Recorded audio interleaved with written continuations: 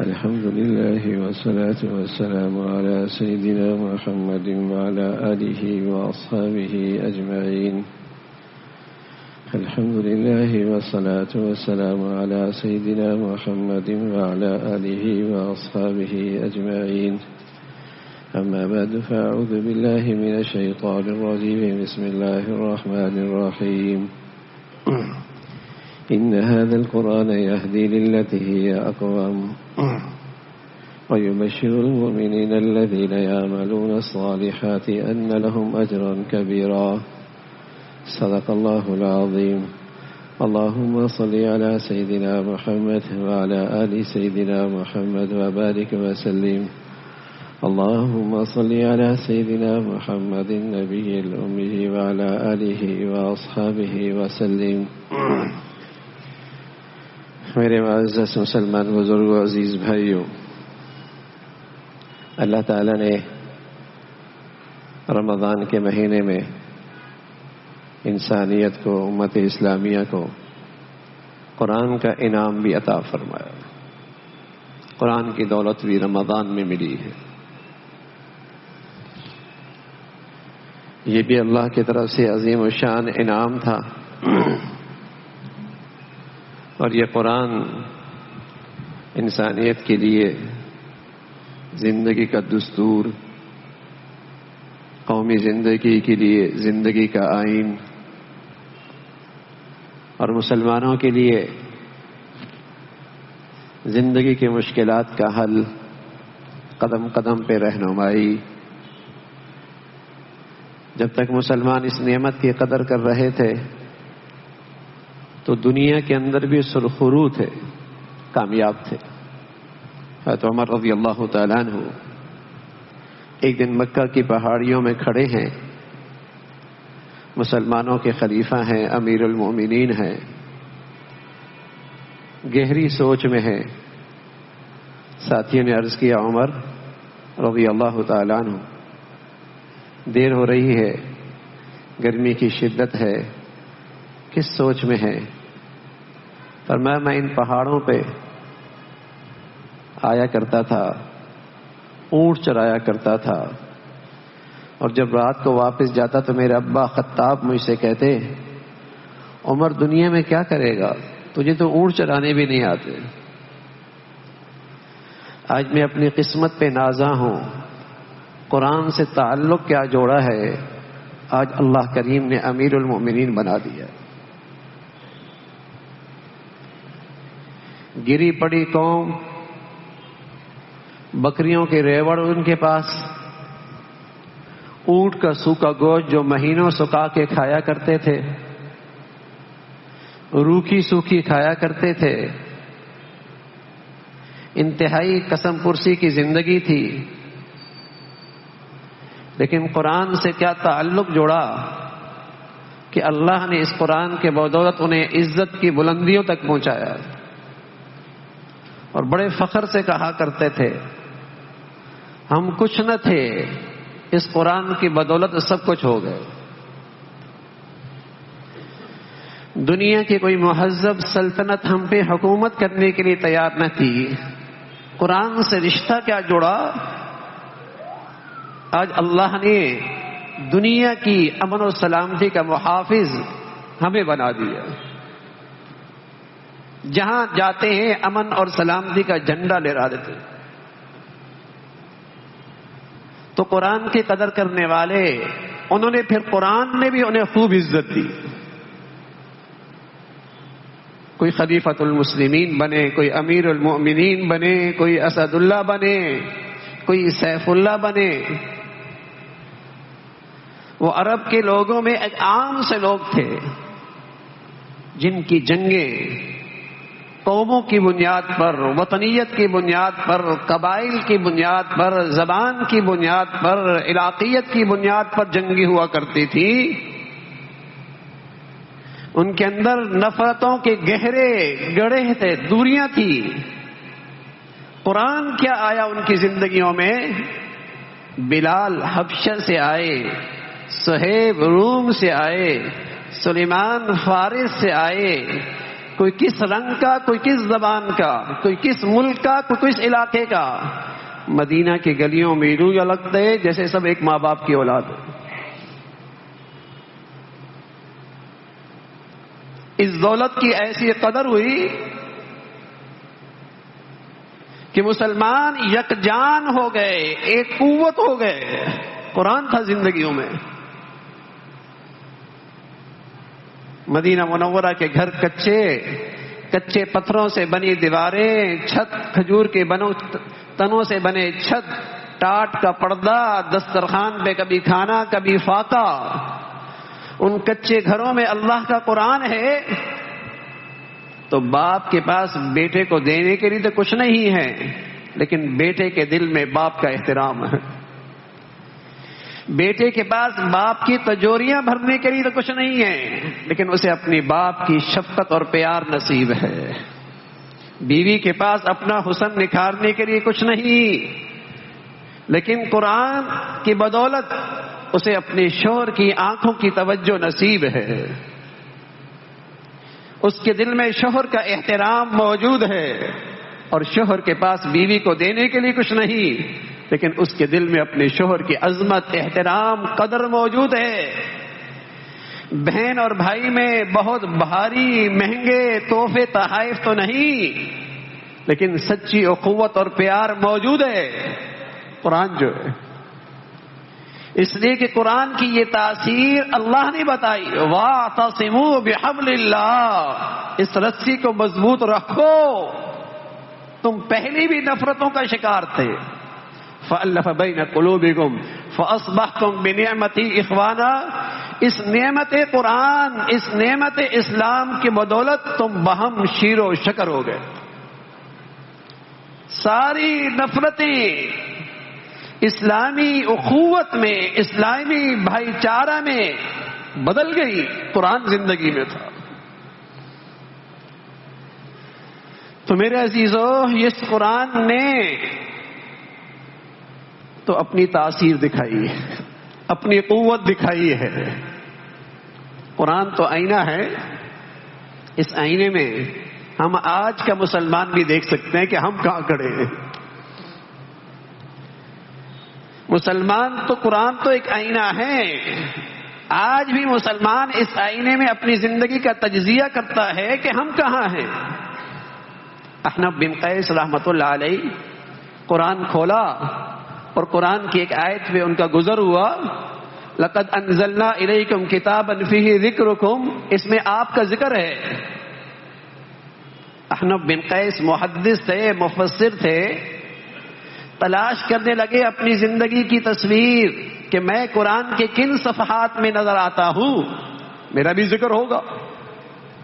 تلاش کرنے لگے، کچھ لوگ نظر آئے، قرآن جن کا تذکرہ کر رہا ہے زمین پہ انہوں نے زندگی گزاری ہے اور وہ مسلمان کہلائے ہیں، ان کی زندگیوں میں قرآن تھا۔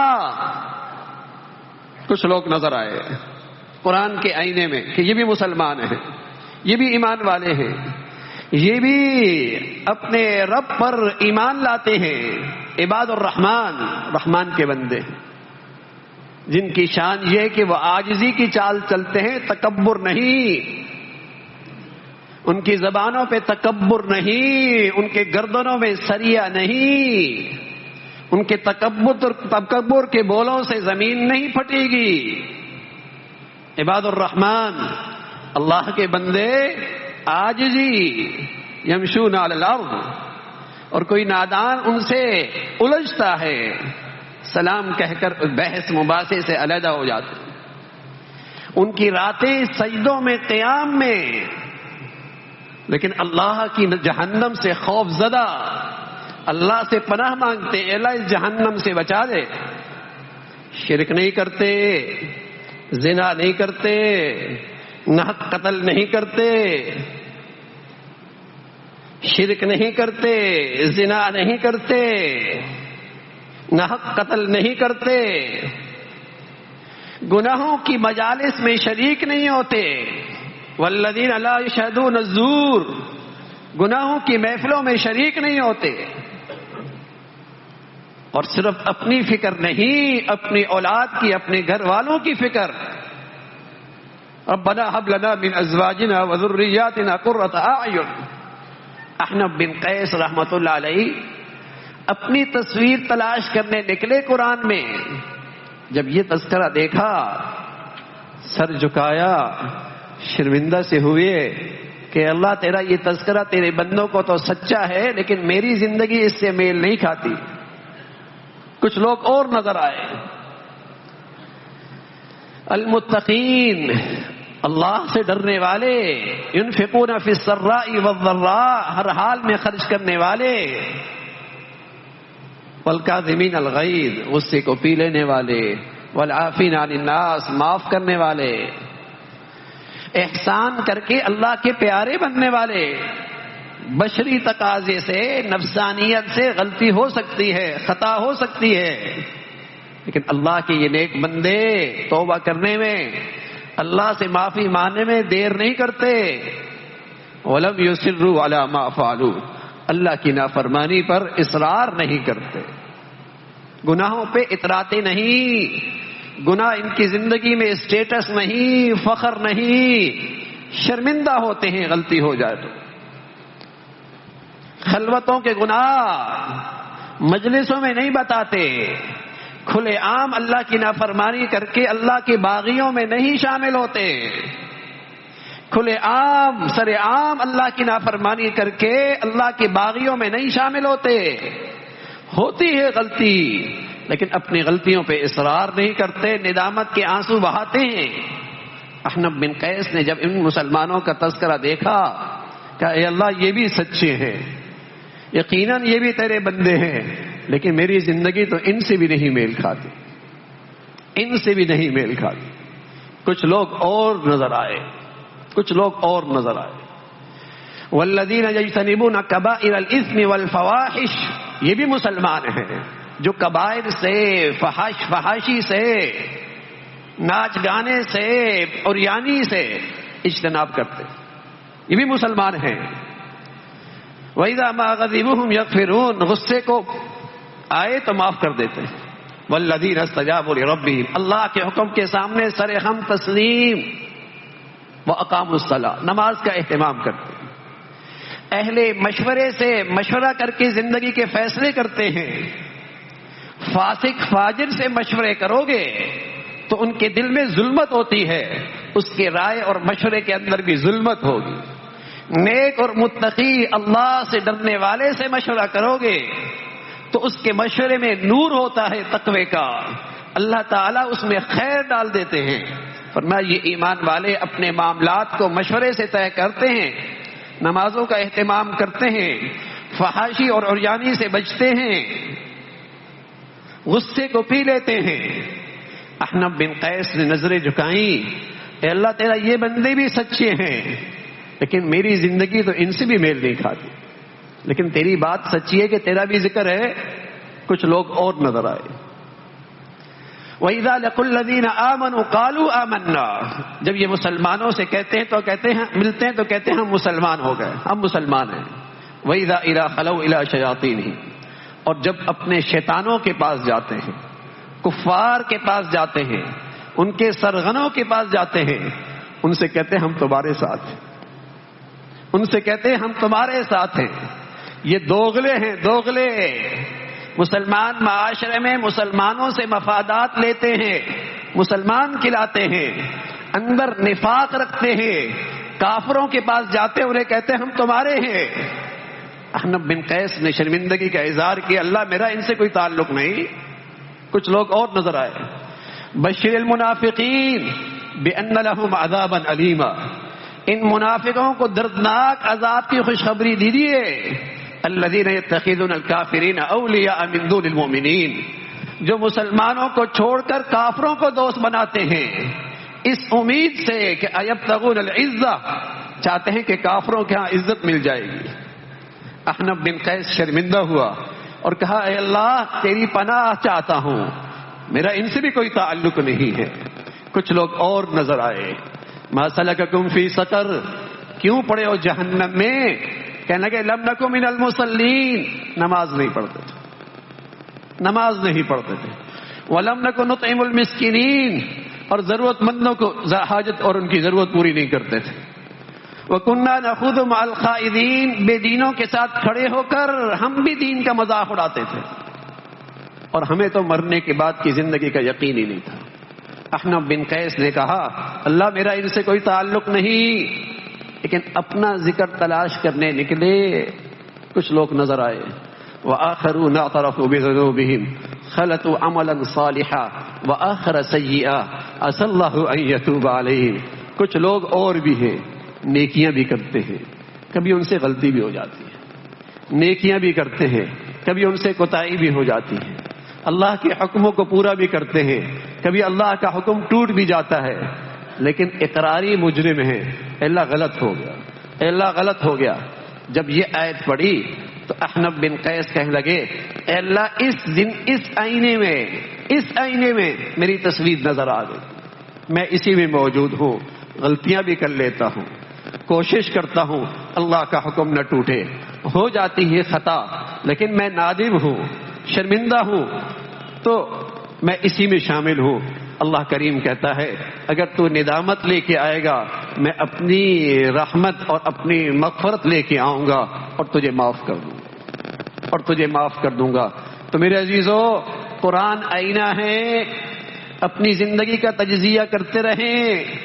کہیں ایسا نہ ہو کہ ایمان اور اسلام کی روح نہ ہو اور غلط فہمی کا شکار رہے کہ مردم خوشماری میں مسلمان ہیں، نام مسلمانوں کے سے ہیں، مرے تو چند رسم و رواج مسلمانوں کی سی ہو گئی. اسلام اس کا نام نہیں، اسلام اس کا نام نہیں، اس زندگی کا نام مسلمانی نہیں ہے. قرآن تو مکمل دستور زندگی ہے جس کا تعلق معاملات، معاشرت، نجی زندگی، قومی زندگی، گھر کی زندگی، ایوان کی زندگی. قرآن تو سب کی رہنمائی کرتا ہے، قرآن تو سب کے لیے زندگی کا دستور بتاتا ہے. میرے عزیزو یہ تو ہر ایک کے لیے زندگی کا نمونہ ہے. تو مکمل ضابطہ زندگی ہے قرآن کے حقوق ہیں، اس پر ایمان ہے کہ یہی زندگی برحق زندگی ہے. قرآن پر ایمان ہے کہ اسی زندگی میں نجات ہے. لیکن آج مسلمان کہلانے والے کو بھی قرآن کی زندگی پہ نجات کا یقین نہیں، قرآن کے احکامات پر، قوانین پر یقین نہیں. تبھی تو پستی ہے، تبھی تو ذلت ہے، اور پستی اور ذلت کا یہ حال ہے. آج امت اسلامیہ جہاں بھی خون بہتا ہے مسلمان کا بہتا. یہ پستی اور ذلت ہی کی تو ہے کہ رمضان جیسے مقدس مہینہ، اس مقدس مہینے میں گولیاں مسلمانوں پہ برستی ہیں، ادھر بھی مسلمان مرتا ہے، ادھر بھی مسلمان مرتا ہے. اور مسلمانوں کی ذلت اور پستی کیا ہو، اور کتنے گریں گے یہ مسلمان اس مقدس مہینے میں جہاں شیطان خوش ہوتا ہے، شیطانی قوتیں خوش ہوتی ہیں کہ مسلمانوں کا خون بہہ رہا، اور شیطانی قوتیں اس جنگ کو جاری رکھنا چاہتی ہیں، مسلمانوں کا ہمیشہ خون بہتا دیکھنا چاہتی ہیں. یہ صرف اللہ کے اس قرآن سے دوری کا نتیجہ ہے. ورنہ قرآن تو یہ کہتا ہے رحماء بینہم، مسلمان تو آپس میں شیر و شکر ہوتے ہیں، وہ نہیں دیکھتے کس ذات کا ہے، کس رنگ کا ہے، کس قوم کا ہے، کس ملک کا ہے، کس بر اعظم کا ہے. المسلم اخو المسلم، مسلمان کا بھائی ہے. قرآن تو اور اللہ کا دین تو یہ کہتا ہے. یہ تو کافروں کے مقابلے میں سخت ہوا کرتے تھے، اشداء علی الکفار، کفر کے مقابلے میں سخت. اور آپس میں اگر کچھ غلطی ہو جائے، کوتاہی ہو جائے، درگزر، معافی. لیکن قرآن کی زندگی نہ رہی تو آج اتنے گرے کہ آج دنیا میں جہاں خون بہتا ہے مسلمان کا بہتا ہے. سب سے سستا خون مسلمانوں کا ہے، اور اس سے بڑی بد نصیبی کہ مسلمانوں کے ہاتھوں سے مسلمانوں کا خون بہتا ہے. یہ اللہ کے اس قرآن سے دوری کا نتیجہ، یہ عذاب اور یہ مصیبت رحمت بھرے مہینے میں مغفرت کے اس مہینے میں، بخشش کے اس مہینے میں، اور مسلمانوں کا خون بہتا۔ اللہ تعالیٰ اس ملک کو بھی سلامتی دے، بلاد اسلامیہ کو بھی سلامتی دے، امت اسلامیہ میں ایمانی اسلامی اخوت کو زندہ فرمائے، اور جو مسلمانوں کا خون بہنا دیکھنا چاہتے ہیں، مسلمانوں میں جنگیں جاری دیکھنا چاہتے ہیں، امت اسلامیہ کو، چاہے وہ بیرونی طاقتیں ہیں، چاہے وہ مسلمانوں کی صف میں ہے، اللہ مسلمانوں کو ان کے شر سے محفوظ فرمائے۔ جو کچھ کہا سنا، اللہ عمل کی توفیق نصیب فرمائے۔ وآخر دعوانا الحمدللہ رب العالمین۔